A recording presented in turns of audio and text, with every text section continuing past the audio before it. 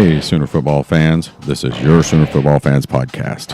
On today's podcast, from the last word on collegefootball.com, we have Jason Ray. He is from Bixby, but he is a writer for the last word on college football. And we're talking defense, just like what everybody's been talking about. It's time for the defense to get better. Sooner Football Fans is not affiliated with the University of Oklahoma, but we do have eligibility left. Boomer. Hey, Sooner football fans. You've got Terry and Rob here. Boomer up. Boomer Terry. How you doing this evening, Rob? Well, it's National Tequila Day, Terry, so... You didn't bring a bottle over? What the... And it's Taco Tuesday. So Taco Tuesday and Tequila Day, all in the same day. Man, what's that chick's name? Fort Worth Sooner, Texas Sooner? Who? The Forest Witch, yeah. Yeah, Forest Witch. Yeah. Queen of Tacos or something like that. Yeah. Yeah, it is. I forgot about that. It is National Tequila Day. And just happens to fall on a Taco Tuesday. And, of course, we have no tequila. Yep. But have you seen Bob Stoops' new beard? Yeah, I saw that today. And also, Baker Mayfield sporting a big man beard. Is he looking a little bit pudgy? He's I think he's gaining some weight. I think it's probably muscle weight, but I'm not looking at him, without clothes on or anything. Just FYI. just saying, it came out, there was a picture and somebody said it was just the angle of the picture made him look a little bit tubbier, but I'm sure he's probably working out like a madman. But yeah, Bob sporting the beard. I don't know why, just getting lazy in retirement. Or is he really retired? He still does something for the university, doesn't he? Yeah, I don't know what it is. I don't see him very much. Yeah. He's I don't know if it's his or if it's his wife's, but one of them drives a 4-door Jaguar and or Jaguar or however, I don't know whatever you want to call it.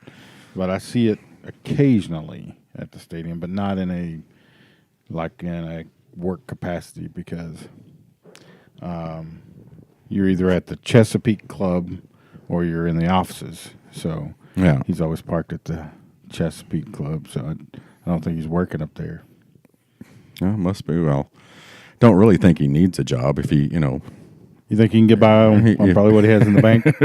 If he, saved his money and, scrimped around, the 18 years that he was here, surely, he saved a little bit to he might have a couple nickels or something. Yeah. So,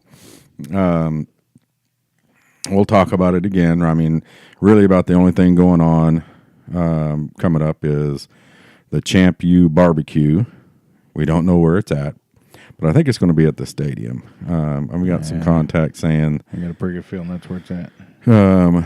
There's going to be people covering it from the outside, when people leave. But it's a select few wherever it's at. I don't know that it's at the stadium, but it was last year. Was it? I thought it was. I thought it was still at Bob's last year. No, I think it was at the stadium. There's just too many people. Yeah. Well, I could be wrong. Maybe I'm thinking of something else. Well, I know there's, obviously the team and, a gathering and stuff and families and recruits. It's, kind of silent, I guess. All the signees or committees or whatever they are, they're coming up. You think we're going to get any this weekend? I don't know. I don't know who else I don't know how many more we got. I mean, it's not really an event that you would be waiting for, I think. But. Yeah. But it's a cool event. It's just another thing that, they do to family oriented that kind of kicks off the season. So it'll be interesting. I'm sure somebody will make a commitment this year about that time. But, to coincide with that, of course, we have the Champ U Fan Feast, which we've invited some folks over for a little cookout and some cold beverages. And then we're going to do some podcasts this weekend with everybody. So, not everybody that comes. And again, we've been posting it on Twitter. We got 8 people coming in. Some of them were traveling from quite a distance, which we invited them. Honestly, I thought I was going to invite them. I thought, well, if they can't, I want to at least still reach out to invite. And I had a list of people we had talked about inviting, and everybody said yes. Well, so I'm coming from all the way across town, so yeah, I mean there's that. But so we're looking forward to it. It's going to be our little kickoff to the season, and hope we'll have a good time, obviously, and then put out some good podcasts. We'll probably put out at least 2 from the time they're here, or record 2, maybe more. How many people can we get in here anyway? No, we're going to move it out to the bar out in the garage. So we got 4 mics, so we can get. Yeah, we can then pass it around if need to. So pass the mic. Huh? But Tattoo Baker said he's going to sing for us. So all right. Yeah. Does he do that? I don't know. I'm just putting it out there for him to have to do something. But and if you guys haven't noticed, Rob, he kind of mans the Twitter stuff putting out there during our podcast. Anything going on Twitter right now? I'm looking at some stuff on Jacoby Jones. Apparently, he's coming in this weekend. Okay. So he's a JUCO guy. I'm not finding a whole lot on him though, but it's a good name, Jacoby. Yeah, I like that, Jacoby. So hopefully, we just got a message from our caller tonight, I think. Oh yeah. Oh crud! I'll have to get a hold of that one. I don't think you can say that on the air. Yeah, yeah, I can. Oh, okay. I actually double booked, or I didn't double book. I told somebody the wrong date, and then I've got to get that corrected. It happens. It's just me and Rob doing this, so we don't have a staff. We need a secretary. Yeah, we don't have a staff of people. I get to choose lining it up and stuff, and sometimes I do a lot of it in the morning before I get ready to go to work, and I have our little calendar out and marking and remarking. So, and it's getting crunch time for the season, and so we're really trying to work all the bugs out of what we're going to be doing for the season. So, but we do have a guest on tonight or today. Sorry, again, I'm in this mode of. It's night when we're recording, but it's actually Wednesday when this comes out. So we got a guest on today that's put out he's a blogger, and we'll talk to him here in a little bit. But so nothing jumping out there on Twitter right now? Not nothing really big. Odell Beckham, did you see this? Accused of trying to pay $1,000 for sex with a Instagram model. Wow. How do you feel about that? I mean, I didn't think. I wouldn't think you'd have to pay. I don't know. Maybe he does. It's. You think superstar athletes, rock stars, and he's a good-looking stars. Kid too. I mean, he's got the body of a god, and he's a millionaire. I mean, you would think he would have to. I don't know, but I'm not judging nobody, but I don't know. Yeah, $1,000, man. That's just nasty. It better be good for $1,000. Those 2 words, you can't get good with. Better not have to be able to walk for a week or. Oh my God! Broken hip. Yeah, something. But yes, anyway, you had talked about our good friend of the show, friend of the pod, however we want to call it. Trey Linda Kerr had put out a little question.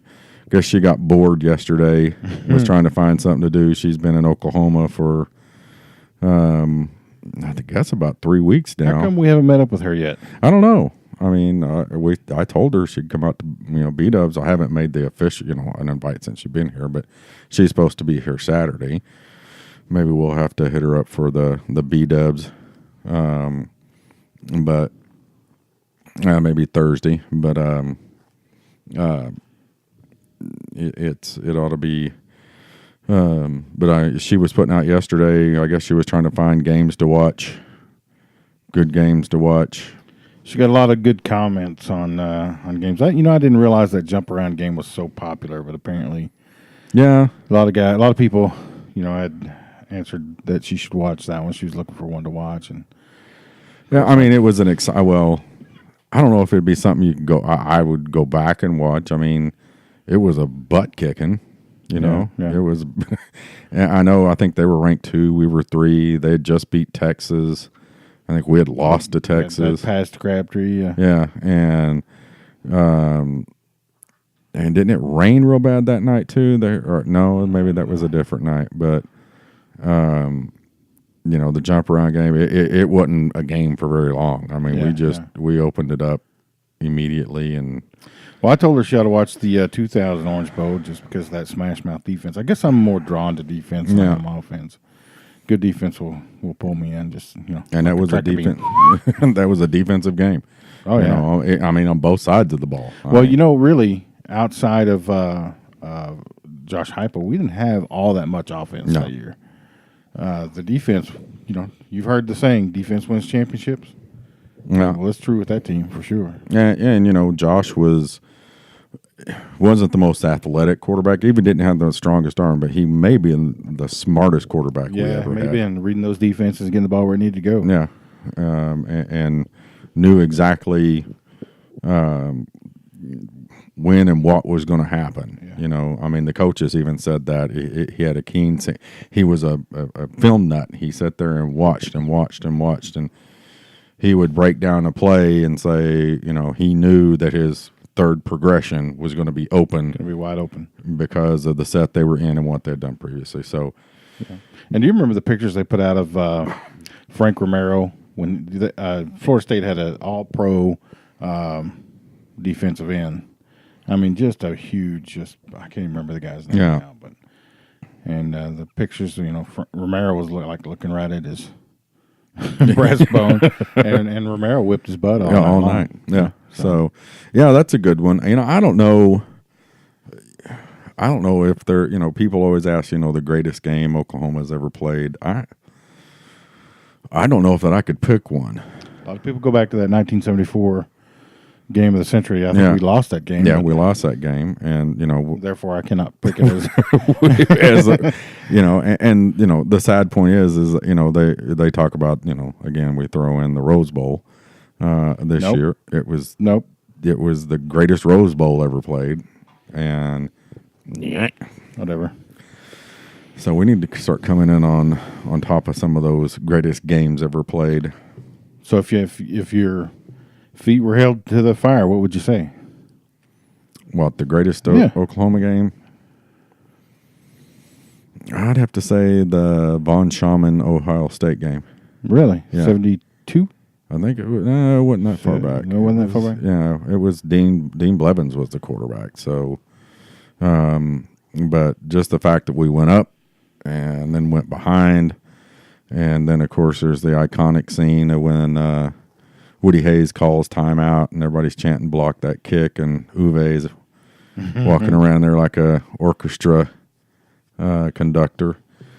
That was a pretty special game. It was in their house, and that was kind of the start of the end for good old Woody Hayes. It's when he started losing his a few of his marbles, started punching people on the sidelines and stuff. But it was that was a good game. So you're on the 2000. Yeah, I think I would probably have to go. I mean, but I was there in person. Yeah. So that's, when you're there, it's just a little bit more special, I think. Yeah. Especially the big W. Well, do you know what I realized today? I went and looked. the semi, the semis, the Final Four in football. If Oklahoma is a top seed, we'll probably go at, don't you?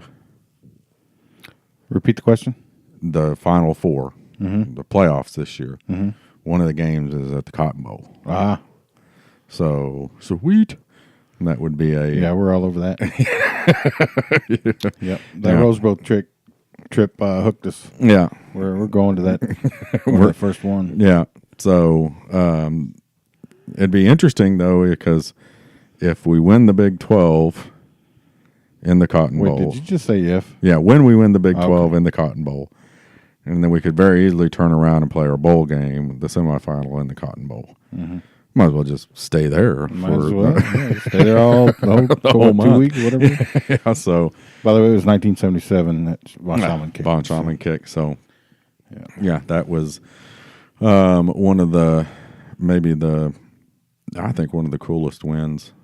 I remember watching it. I remember I think I'm an artist, and that's where you and I kind of clash too. Is again, Rob and I are not related, but we're pretty sure we were separated at birth somehow, because I doodle when I sit in meetings and talk. I draw pictures, and Rob does the same thing. And he draws some of the same stuff that I do, which is weird. Don't tell them what that is. But I used to draw a picture from behind of that kick. Easy. Oh, okay. It had the little Ohio State guys jumping over the line, hands up, and Uwe kicking up. I used to draw that picture all the time, so it stuck in my head. I was still a baby. So. Yeah, right. You're what, 4 years younger than I am? I was 6. Let's see. I would have been. You said 77. I was 10. So yeah, you're 4 years 4 younger. years, yeah. Yeah, I would have been. I don't know why I had to add that 77. I was born in 67. But Lost a couple brain cells. yeah. Thank you, Budweiser. But no, it's that I remember sitting there watching that game. I remember a lot of it, but I vividly remember the kickoff. I mean the field goal. So, but anyway, you ready to go ahead and just get the guest on? Sure. Unless you got something more genius to add to, I'll have to get a hold of Daryl. Everything I say is genius. Yeah, I'll have to. It was Daryl Purser. I'm sorry, I forgot to get a hold of you today. My fault. I will get a hold of you after we do this podcast. You're scheduled for next Tuesday. My bad. Oopsie. I told him to hang a minute that you were going to call him. Oh, did you? Yeah. I thought that's what you told me. So, I don't know. You might just want to give him a little text. Yeah. Okay. Well, but we're going to go ahead and get the guest that's supposed to be on. All right, Sooner football fans, we have our guest on the phone with us. He is a writer for the Last Word on collegefootball.com. He is from Bixby, Oklahoma. And we have on the podcast Jason Ray. Booma, Jason. Booma, guys. Thanks for having me. Hey, thanks for coming on with us. So tell us a little bit about yourself and a little bit about the website, Last Word on collegefootball.com, and what you do for them, how long you've been there, and all that fun stuff. Yeah, so first, let's talk about Last Word on College Football. So I started writing for them about 3 years ago. So I do a lot of coverage on Oklahoma football, of course. I do a lot of, kind of a pregame, preview articles. I do a lot of postgame stuff as well. And then, we've done some feature stuff on a lot of stuff around Baker last year, of course. And then, a lot of preview, a lot of prediction stuff as well. So like I said, I've started writing for them for, about 3 years. And over the last month or so, I've done a lot of editing as well on that side. So a lot of great people there. So I think one of the things I like the most about having the opportunity to write for them is kind of the collaboration that we have with all the editors and all the other writers. I mean, I think one of the big things I think that sometimes gets lost in the shuffle is that we all no matter if we're in the media, if we're, kind of journalism or just fans, we all started off as fans, right? Whether it's us that just love the University of Oklahoma or, whatever school you're associated with. So there's a lot of passion that goes on, with the group and with the writing. So it's really it's a great opportunity to, not only just be a fan, but just kind of, talk to the fans and just be with the rest of the fans and just kind of be in the moment with them as we all go through the season. Yeah. So let's see. The last World on Sports, they have several. They cover pretty much. They have people in every conference, right? Yeah, absolutely. We have a big SEC gathering, and I know kind of listened to the podcast yesterday. We you guys talked a lot about the SEC, but we have Florida, we have Tennessee, have a lot of good coverage in the SEC. One of the things I kind of joked with the other editors about yesterday or the day before was, I need to do a better job at recruiting some Big 12 talent, specifically some other Oklahoma talent, because we have one other writer that covers the Big 12, and that's Kansas. And, he does a really good job at covering Kansas, but, let's be honest, it's Kansas, right? So there's not basketball. not a lot to be excited about there. So yeah, we do have a wide variety. We do have an individual that covers UCLA, which is good as we look forward to that matchup later in the year. But yeah, we do have a lot of wide variety of folks that cover different schools around the country. Well, that's cool. Now, how often do you have articles come out on the website? Is it regularly? Yeah, or?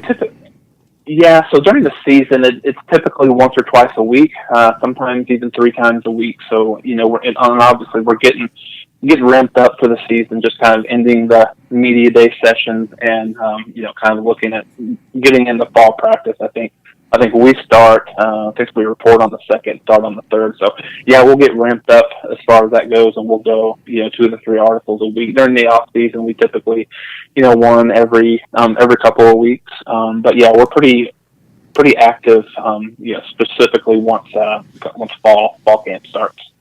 Okay. Now we'll just jump right into it, since, we kind of went over how often, the articles come out during the season, and the off season, and even in the media days at Big 12 and at OU's media day, the talk has been 2 things: leadership, and defense. Yep.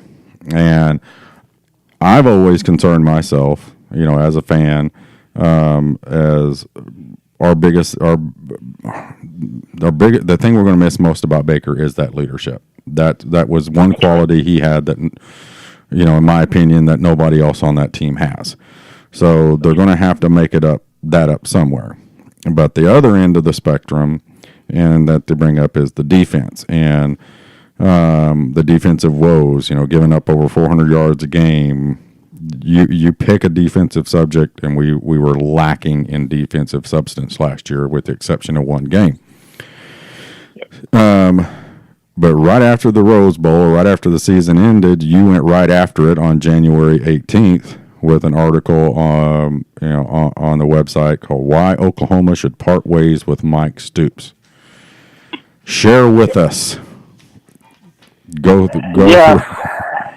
Yeah, absolutely. So I've being a fan and then being objective. Sometimes it's a little hard to be both, right? I think I'm one of those people that I've never been about just firing somebody, right? A lot of times, we'll have these super Sooner fans that expect a 13-0 season every season, and hold teams to 3 to 10 points every game, and and that's obviously not realistic, right? But I think one of the things that kind of went through my mind as I was thinking back at the season, and really just thinking back at the last 3 years. One of the things that you kind of think about is how good Baker Mayfield was for us over the last 3 years. He's a generational quarterback. I think one of the things we obviously didn't realize that coming in, but you kind of look back and say, was his 3 years at Oklahoma wasted because of the of the bad defenses that we've had, and I think particularly over the last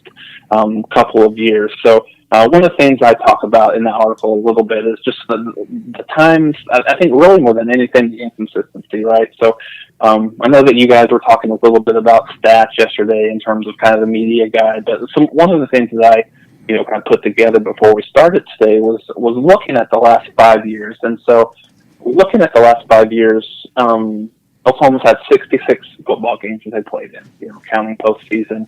And 17 of those, they've given up 35 points or more. And, stats are very subjective, right? I mean, a lot of times you can take stats and kind of push them whichever way you want to kind of make your argument. But when you look at 25% of the time, and that's what 17 out of 66 is, around 25%.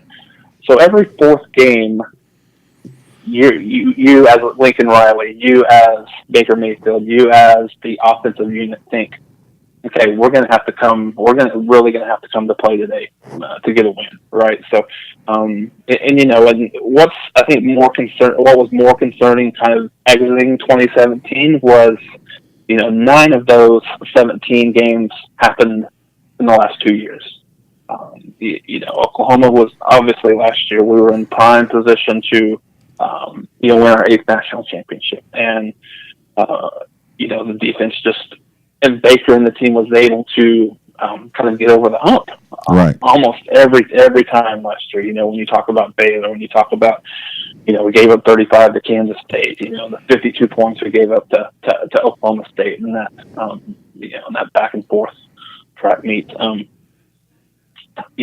that's the consistent theme is the lack of defense, and the consistency, I think eventually comes up to the top, right? I mean, I think you can throw players under the bus, which he has from time to time. You can talk about you can talk about lack of talent, you can talk about lack of effort, but I think at the end of the day, when this is a consistent theme year after year after year, I personally thought it was time for the Sooners to make a change.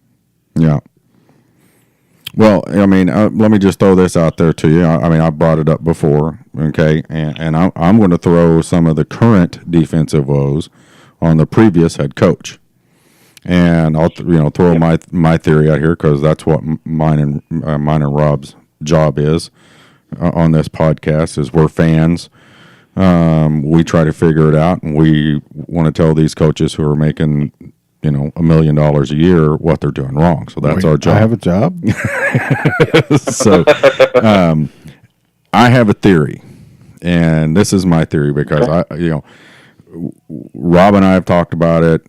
Folks out there listening, we said it before. Mike Stoops didn't become a bad defensive coordinator overnight. He didn't wake up one morning and go, "Oh crap, I forgot what I'm doing." Okay. Yep. I honestly think that him and Bob got together, or Bob got together with him, and they had an idea on how to stop the Big 12 offenses. And I think it even started back when Brent Venables was here, because we changed the style. We changed the style of players that we got. Smaller, faster. Yep. We used, the guys in the defensive backfield, the corners and safeties, they were recruited as athletes. We got some of the best athletes that we could throw anywhere on the field back in the early 2000s.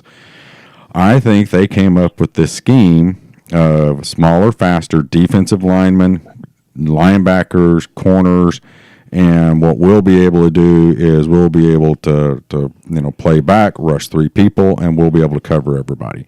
It didn't work. Okay. Yeah. And I think they were in the process of changing that when Bob left, and they're still in the it wasn't completed because we were still outsized. Everybody says the reason why we lost to Clemson in the playoffs is we weren't big enough. We got manhandled. The defense got manhandled in the second half.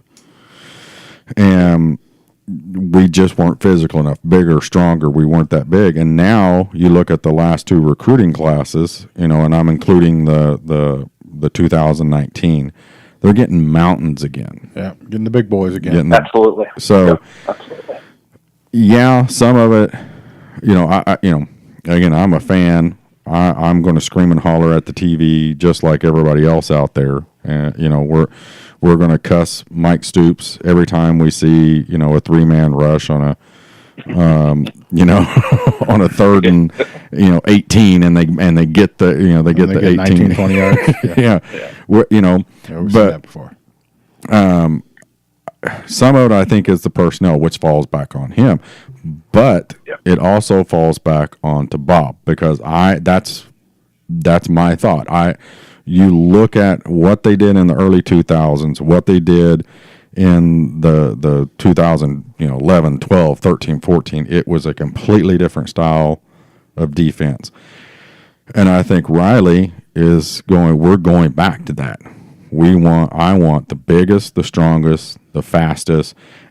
And all the experts out there say, nobody wants to come and play defense, in the Big 12. The Big 12 is not going to get them into the pros. Bull crap. These kids want to play on the best team, period. It doesn't matter whether it's Oklahoma, Alabama. They're getting quartered by all of them. They want to play on the best team. If we bring them in here and say, this is what we're doing, you want to be a part of it, boom. Well, yeah, I get that, but I also see, you bring one of those big defensive ends in here, and he's rushing the passer every play, and he never makes it because it's a timing play, and he has 0 stats going into the pro combine. No, but again, on that end, we got bigger, faster corners now, and we're not going to be giving them that 10-yard cushion. Remember, we're not only rushing 3 guys or 4 guys, we're also giving guys 10 yards, 10 and 15 yards. So if we get up there, on the line, bump a receiver, knock off that timing a little bit, give these big guys a chance to get back there. What do you think about absolutely. that? Yeah. I mean, I think those are definitely fair points, Terry. I mean, I think the thing that we think about, like I said, Mike gets his fair share of the blame. But you're absolutely right. I mean, I think there is enough blame to go around. I know Mike talked a little bit in the not the media day, but the local media day after the meet the Sooners thing, that he talked a little bit about the talent. Some of the upperclassmen weren't getting maybe pushed as much as had been happening in the past, and they got a little complacent. And on one side of the fence, you can look at that as like, how many times is he going to throw his players under the bus before he takes a little bit of ownership on himself? But on the other side, you think, I mean, what you're saying is true. We've dealt with in the past, a lot of 2 and 3 star players. Recruited rankings don't always mean everything, but I'm going to take my chances with my 4 and 5 star guys before I will take my chances with my 2 and 3 star guys, right? So yeah, I mean, I think there's a little bit to go, a little bit of that kind of blame to go around. But to your points around kind of the recruiting that we've had last year and this year, we all know that Lincoln and the entire staff, and I think Lincoln has put much more emphasis on the recruiting and around the marketing. I think Oklahoma does as good of a job as anybody in some of the videos that they put out on Twitter, through social media, and how they make the signing day really a spectacle for the players. So I think that in part it is and will help the talent. I think with this recruiting class we've got in this year, I know we've got a couple down injuries already with Jalen Redmond and Michael Thompson being out for the year. But I think from a talent perspective, I think the talent has been upgraded to a level that it's almost no excuses now, right? I mean, I think we all believe, even though he's a true freshman, I think we all believe that we have a game changer in the secondary with Buki, right? I mean, and we got, in our secondary, even though our safeties are probably a little inexperienced with the loss of Stephen Parker. I think you got Jordan Parker that's kind of sliding into that, hopefully maybe sliding to that safety position, kind of battling with Khalil Houghton here in the fall. And then you got, our cornerback play out, even though it was suspect at times, we got a lot of talent there, right? You got, you got some of the starters that were back from last year. And I'm a big Trey Brown fan. I know he got some, along with Norwood. I know he got some playing time in the first TCU game at home last year. I think his speed and athleticism brings a little something to the position that we haven't had in quite some time. And just kind of further to that, we've got players that have been in the program at all levels of the defense. And maybe there is something to that, to Stoops' comment about pushing in. I would fully expect, people to be pushed. And I would, help the kid, Phil, I just, even though he struggled a lot of last year in the last, certainly against Georgia, but I really expect Kenneth Murray to have a good bounce back year. He was thrown into the fire a little, by necessity before he was ready. And, I'll give it up to the kid. He said, I can't remember the exact number, but at media days, he said he'd rewatched the Georgia game 126, 128 times. Oh my God. I don't have enough guts to come back and watch it once. I haven't either. Nope, not once. And I'm the type of fan that even sometimes in losses I'll go back and rewatch it. But that one. I think for a lot of us Sooner fans, I think that one was really hard to swallow. Yeah. Well, I just got back from California on vacation, and we went down and caught a Dodgers game. My son lives in Palmdale, and we went down to catch a Dodgers game, and we drove past the exit to the Rose Bowl, and I threw up in my mouth. It's just like, ugh. Mm-hmm. My son's like, there it is. Then I was like, shut up. I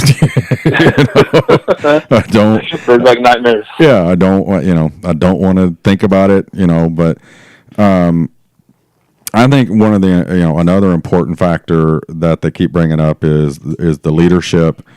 And that they're going to be expecting the young players to be leaders and step up, because I think we're going to see some changes in the defense rather quickly, because I honestly think some of these freshmen and sophomores that they've got are probably going to be bumping off some of these, like what Mike said. Just think if we get Dax Hill in there. Yeah, like what Mike said is that, hey, we haven't had the talent around Caleb Kelly to push him, and an elite athlete like that, the alpha dogs, the competition around him hasn't been that good. So like you said, they become complacent.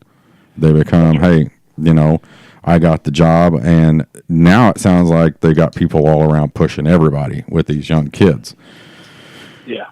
And that's what's going to be interesting is how, even Bookie, let's face it, everything you see, and I saw in the spring game, his, reading and reacting to stuff, all that and everything we've heard, that's a lot different, and even Mike said it, hey, he still hasn't been thrown out in front of, 90,000 screaming fans, on a Saturday, or, and that's in Oklahoma.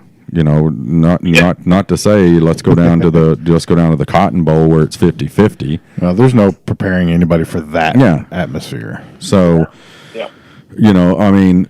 but when you're getting the elite of the elite, the alpha dogs, the alpha males, whatever you want to call them, they expect and they exude that confidence, and that's what I'm hoping that these young guys like Bookie and others that we've been, Michael Thompson and. Although they're not going to be able to play this year, you were hoping, hey, they're going to bring these kids in here, and, the kids are going to start challenging these guys that were the 2 and 3 star athletes that came in here that have been producing the type of defenses that we've had. So, I mean, I think it's going to be really interesting who steps up on that defensive side of the ball to make it better, because we're all tired of, you know, we love him. He's a crown jewel of a, you know, former Oklahoma coach, but Mike Leach, we don't want a Mike Leach team. Mm-hmm. We don't want to outscore you. We want to beat you. We want to beat you into the ground defensively and hang a half or 100 on you offensively. And we just haven't had the talent on the defensive side of the ball to do that, or the coaching on it.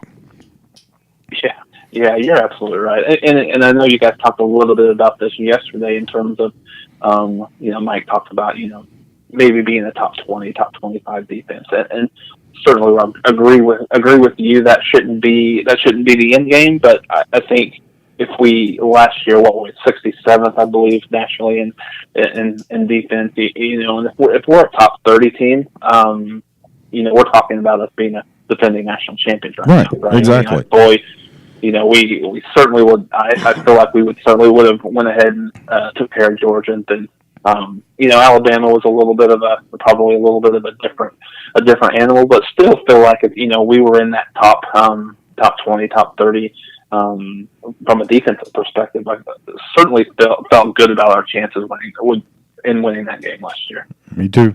Yep, and you know, and that's what everybody, you know, in the pre-games and stuff said before the Rose Bowl. You know, Baker and Oklahoma's offense is going to get theirs to whether Oklahoma's defense can stop, you know, anybody else, and, you know, could stop Georgia. Right. You know, and that's, you know, that's all we needed was a stop when it comes down to when it comes down to it. But you know, there's, I don't know, the aura that has come around with the Big 12, and we had a whole podcast about this, Rob and I did, and talked about TCU. Everybody talks about you can't play defense, you know, in the Big 12. TCU does it every year. I think TCU ended this year ranked 9th defensively. If TCU can do it, why isn't Oklahoma doing it? And that's why I don't buy this crap everybody throws out there, is defense is hard to play in the Big 12. Gary Patterson does it every year. He's a better defensive coach than Mike Stoops. So I mean, I couldn't agree more. You guys are spot on with that. You know, and like I said, like we talked about, I don't think anybody realistically expects Oklahoma to be a top 5 defense year in and year out. The way the Big 12 plays football versus kind of where the SEC now. You know, like you said, TCU is a prime example that we certainly can have a top 10 defense or have a top 20 defense, right?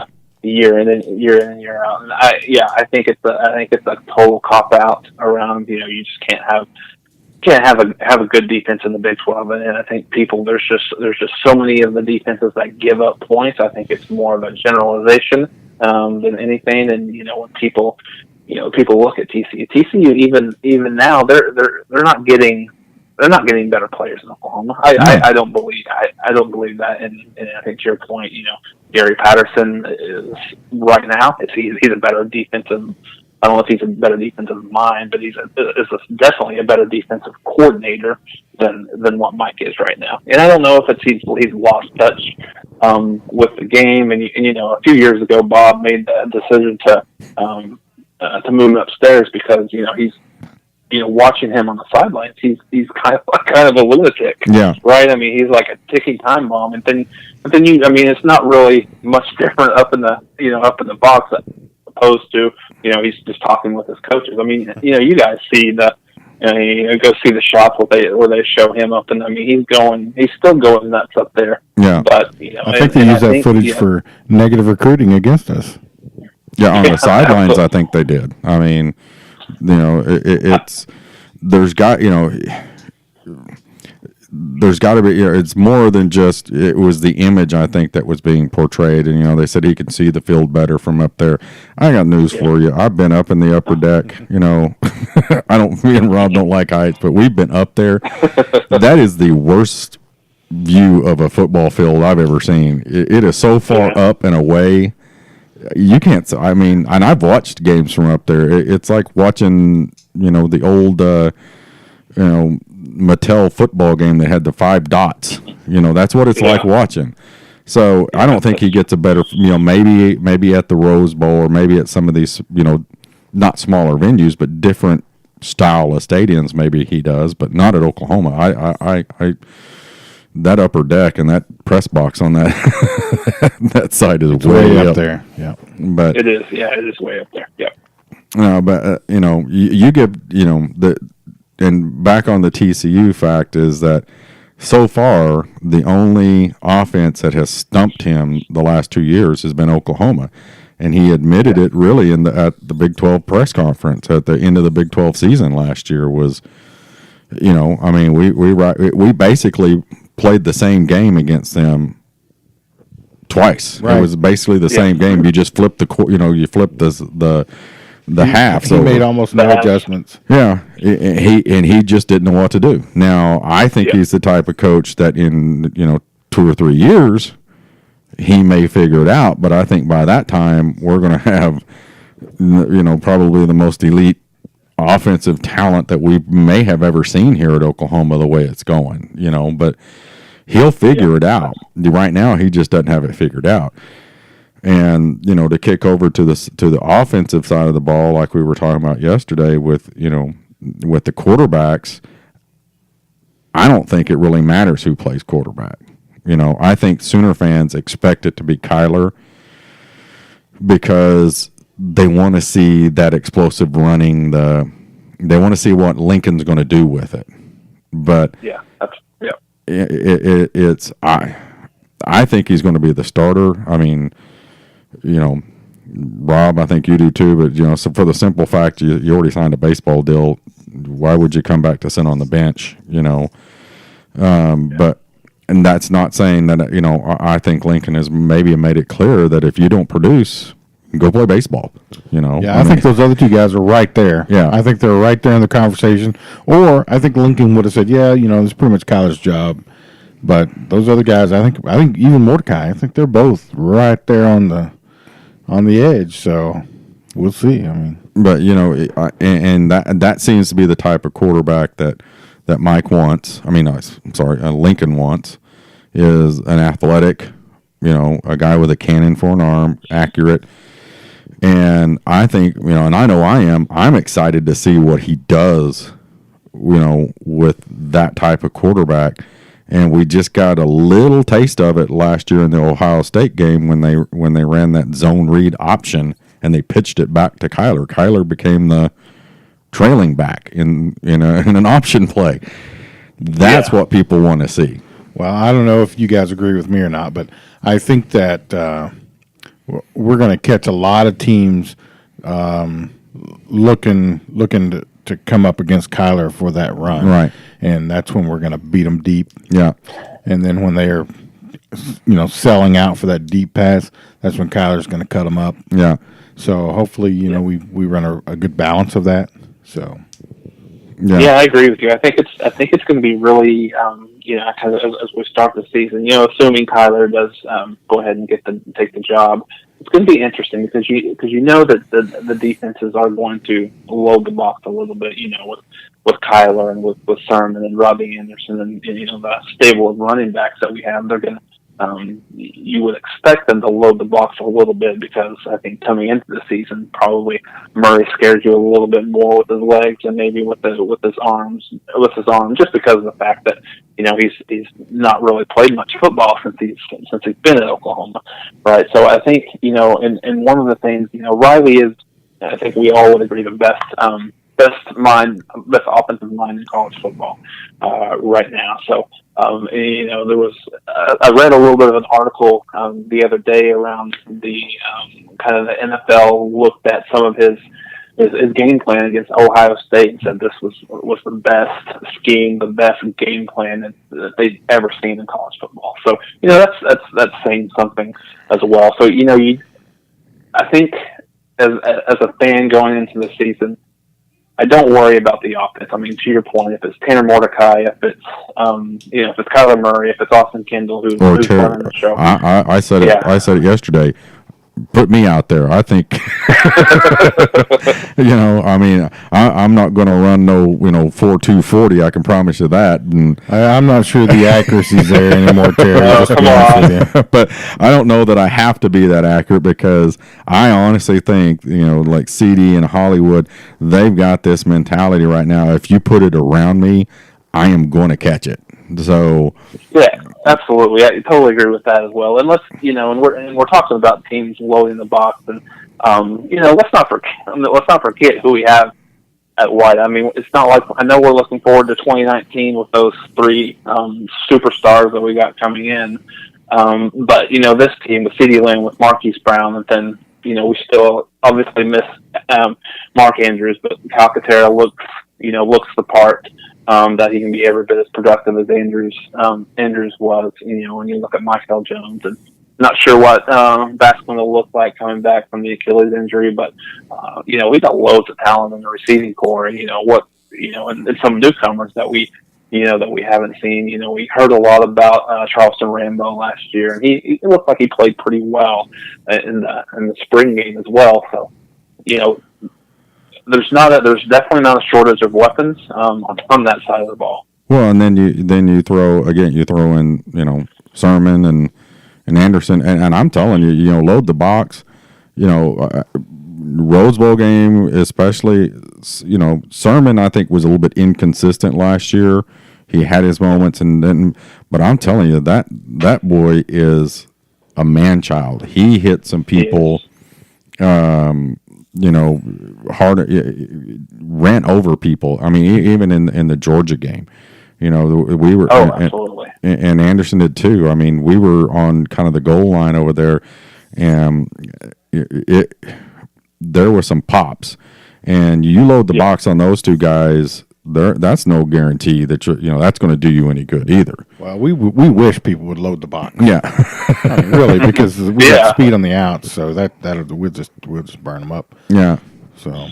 Yeah, and I think that a couple of things I took away from the media day sessions, and we've talked about that a little bit around, we can say a little bit around the best talent, possibly the best talent that they've had here, and leadership. He's not. That was his biggest area of concern. A lot of times coaches will say, we're, depth is a concern. If we get some injuries here and there, to hear coach say leadership being the biggest concern, to me that kind of feels like a good problem to have, right? Yeah. So you're not worried about depth, you're not worried about your talent, your playmakers on the offensive side of the ball.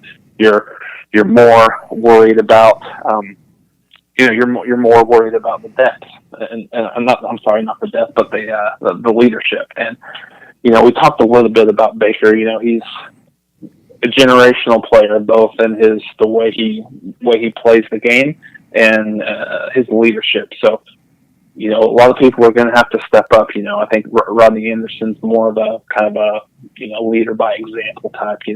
But you're going to look. He's going to look at a leader at the quarterback position, whoever that might be. If it's Kyler Murray, if it's Mordecai, or if it's Kendall, it's somebody that's going to have to show that leadership when times get tough. And and leadership's more a lot of times it happens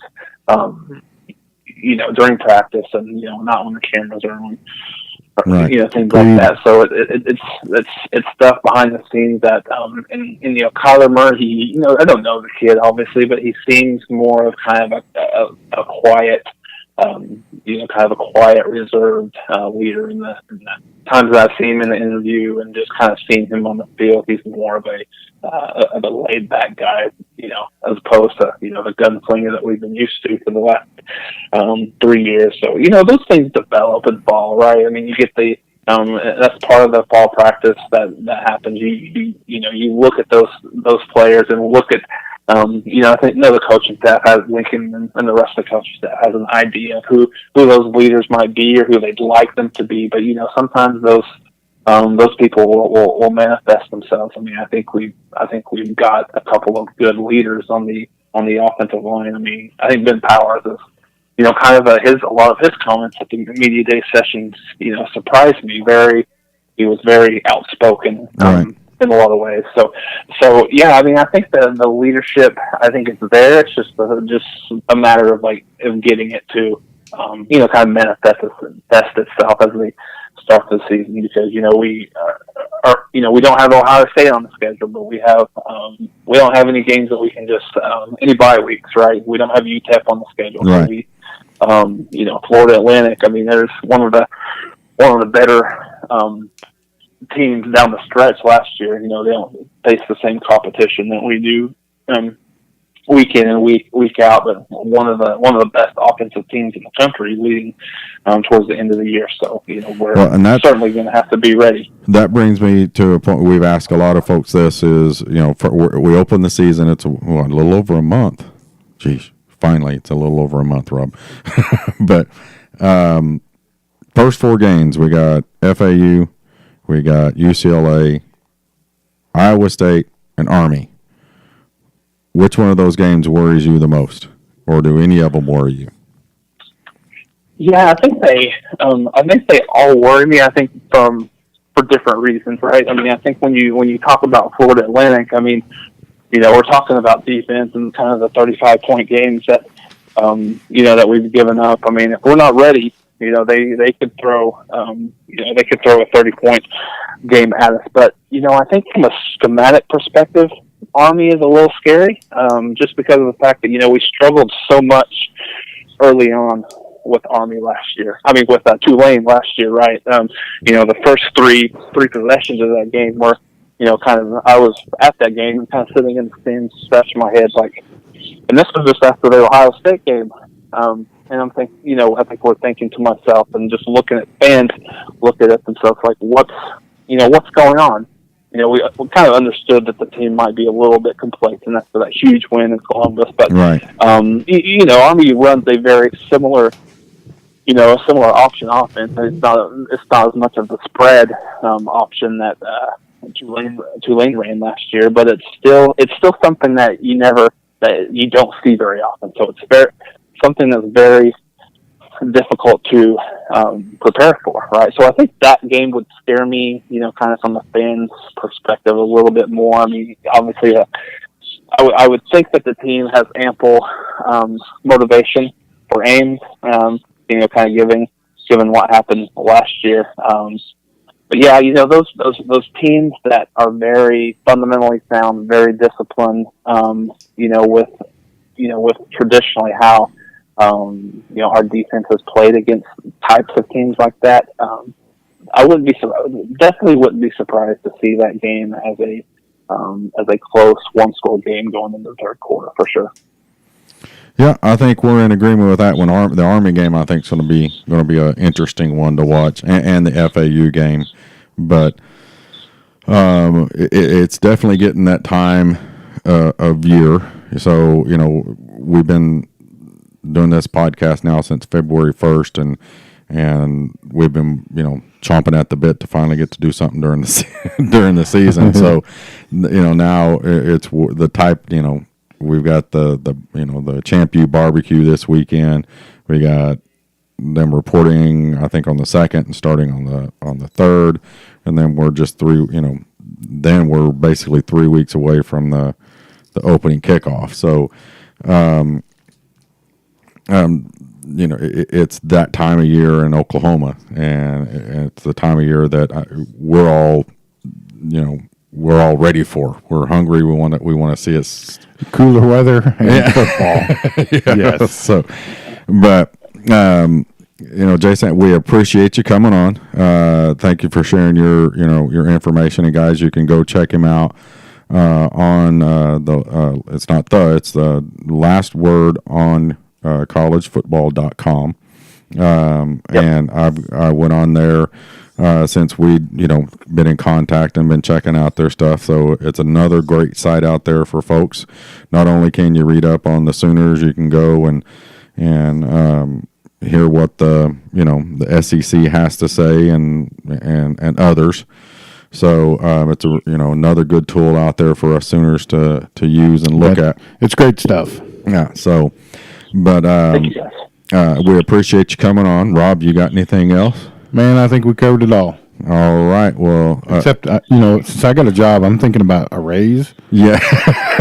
or something. I don't know. Well, Absolutely. I would say something to be completely inappropriate, and I'll just leave that one alone. Okay, yeah. I won't bring up your Let's not do that. your magazine. Too late. ESPN, the body issue. Yeah, ESPN, Laura Chamberlain. There you go. All right. We brought her up. I got her in there for you, Rob. So, but again, everybody, thanks for tuning in and listening to us, and we'll talk to you again soon. Boomer Rob. Boomer Jerry. And Boomer Jason. Boomer, guys. Thanks for listening to the Sooner Football Fans Podcast. If you want to be on the podcast and talk Sooner football with us, go to www.soonerfootballfans.com. Click on the How to Be on the Podcast tab, fill out the form, and we'll get you on. Boomer.